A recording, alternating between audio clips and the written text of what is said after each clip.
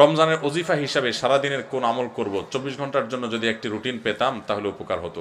রমজানে ওজিফা হিসাবে সারাদিনের জন্য কোন আমল করবেন? সারাদিনের জন্য একটা জিনিস সবচেয়ে গুরুত্বের সাথে করবেন, যে কোনো গুনাহ করবেন না, কোনো পাপ করবেন না, মুখ দিয়া না, চোখ দিয়া না, হাত দিয়া না, কোনো অন্যায় করবেন না, কোনো মানুষের অধিকার নষ্ট করবেন না, কাউ ক্ষতি করবেন না। সব ক্ষেত্রে সারাক্ষণ চেষ্টা করবেন ভালো মানুষ হয়ে থাকার। এর বাইরে বেশি বেশি কোরআন তেলাওয়াত করবেন। সবচেয়ে বেশি আমল কোরআন তেলাওয়াতের আমল। রমজান মাস কোরআন নাজিলের মাস, সেজন্য কোরআন তেলাওয়াত বেশি বেশি করবেন। এর বাইরে সুবহানাল্লাহ, আলহামদুলিল্লাহ, লা ইলাহা ইল্লাল্লাহ, আল্লাহু আকবার, ইস্তিগফার পড়বেন। মনে মনে হাঁটতে হাঁটতে আল্লাহর সাথে কথা বলবেন, দোয়া পড়বেন।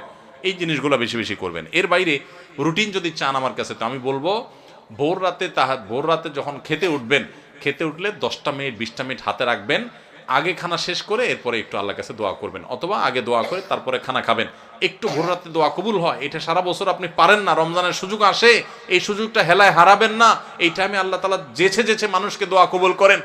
আমি এর আগে বিভিন্ন জায়গায় বলেছি, বাংলাদেশের একটা প্রসিদ্ধ এবং প্রথম সারির একটা বিজনেস প্রতিষ্ঠানের এক ভাই, তিনি আমাকে তার অফিসে দেখা হওয়ার পর কিছুদিন আগে, আজকেও তাদের অফিসে আমি গিয়েছি একটা কাজে, তো আমাকে দেখা হওয়ার পর বলছে, ভাই একটু আসেন। ওনার অফিসে উনি বসালেন, চা খাওয়ালেন, এরপরে বললেন যে ভাই আপনার একটা আলোচনা থেকে আমার জীবন পরিবর্তন হয়ে গেছে। আমি বললাম কি? আমি বলছি কোনো ভালো কাজ শুরু করছে? উনি বলেন না ভাই, কাহিনী ভিন্ন। কাহিনী হলো, আমার এমন এক রোগ হয়েছে, এই রোগের জন্য দেশের সকল ট্রিটমেন্ট তো আমি নিলামই, দেশের বাইরেও বহু ট্রিটমেন্ট করেছি, কিন্তু কোনোভাবে আমার রোগ ভালো হয় নাই এবং আমার ট্রিটমেন্ট হয় নাই। আমি জীবনের আশা ছেড়ে দিছি।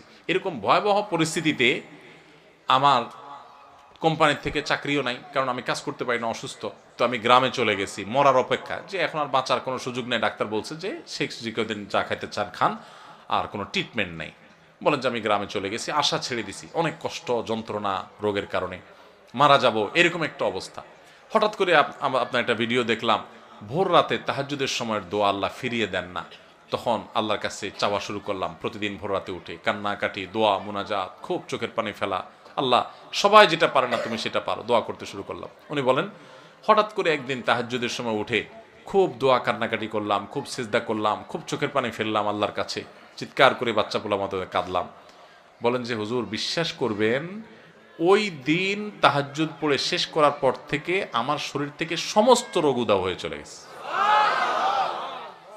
আজকেও তার সাথে দেখা করে আসছি আমি, ইন্টারেস্টিং বিষয়, আজকেও ওই লোকের সাথে আমি দেখা করে আসছি, একটা কাজে গেছিলাম তার অফিসে।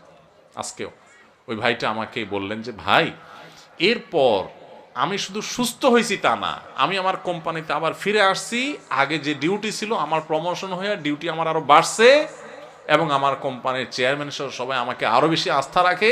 ওনার সামনে থাকা পিয়ন অন্যান্য লোকদেরকে আমার সামনে ডেকে বলতেছে, এই তোমরা বলো, আমি আগে যে বদমেজাজি দেখাইতাম, আছাড় পিছাড় করতাম, রাগ জাহির করতাম, আমার এগুলো আছে এখন? বলে না স্যার, এগুলো কিচ্ছু নাই এখন আর। শুধু সুস্থ হয়েছে না, আজীবন আমূল পরিবর্তন হয়ে গেছে। ভাইরা আমার, এই ভোর রাতের দোয়া বড় গুরুত্বপূর্ণ। রমজানে কিন্তু সেই সুযোগটা আসে, এই জন্য সাহারি করতে উঠলে একটু দোয়া করবেন, ঠিক আছে তো ইনশাআল্লাহ। এরপরে ফজর নামাজ পড়ে পারলে একটু তেলাওয়াত করে ইশাক পড়ে তারপরে দরকার হলে ঘুমাবেন, আর দরকার না হলে নাই। এবং ডিউটিতে যখন যাবেন, ডিউটিতে কোনো ফাঁকি দিবেন না, পথে কারোর ক্ষতি করবেন না, কাউকে খারাপ কথা বলবেন না, আজে বাজে জিনিস মোবাইলে দেখবেন না, হারাম থেকে বেঁচে থাকবেন। জোহরের ওয়াক্ত হলে টাইম মতো নামাজ পড়বেন, আবার আসর ওয়াক্ত হলে টাইম মতো নামাজ পড়বেন। বাসায় এসে স্ত্রীর সাথে ইফতার বানানোতে সাহায্য করবেন, শুধু মুসে তাও দিয়ে বসে থাকবেন না যে আনবে আর বসে বসে খাবো, একটু কাজ কাম করবেন। নবী সাল্লাল্লাহু আলাইহি ওয়াসাল্লাম মেয়েদের কাজে সহযোগিতা করতেন। এরপরে আগেভাগে ইফতার আগে একটু দোয়া করবেন। ইফতারের পরে সকাল সন্ধ্যার দোয়া দরুদ ইত্যাদি পড়ে তারাবিতে চলে যাবেন।